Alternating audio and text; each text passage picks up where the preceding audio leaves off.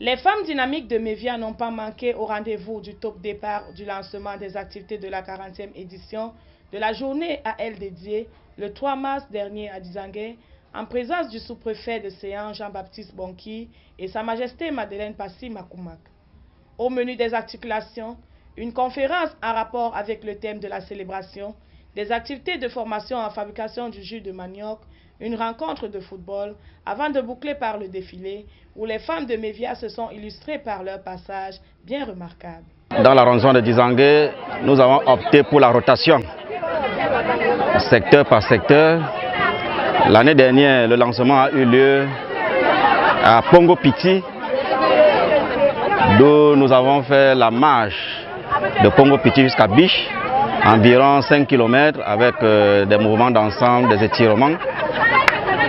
C'est à peu près la même distance que nous avons parcouru ce matin, partant de Mbongo jusqu'à l'Irad de la Dibamba.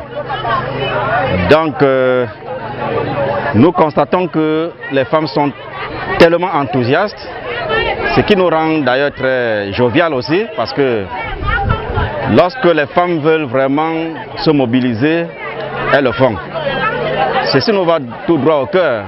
Je rends tellement grâce à Dieu et je suis tellement fière parce que pour une toute première fois dans l'histoire du Cameroun, les femmes mévianes n'ont jamais eu de fanion. Cette fois-ci, nous avons eu le fanion de recevoir le lancement du 8 mars pour l'année 2025. Vraiment, c'est une joie pour moi. C'est une joie.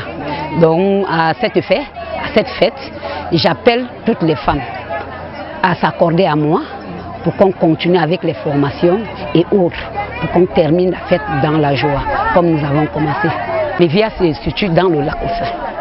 Et actuellement, nous vivons de la pêche et de l'agriculture. Et le lac Ossa est envahi par l'herbe, où nous subissons pour aller à la pêche et aller cultiver nos champs.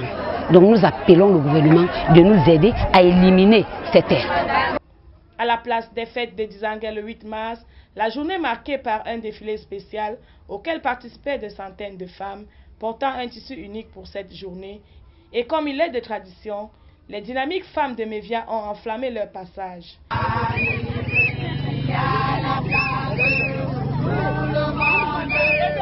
Les réjouissances à la résidence du sous-préfet et à la chefferie de Mévia ont ponctué la dernière étape, un happy end pour l'édition 2025.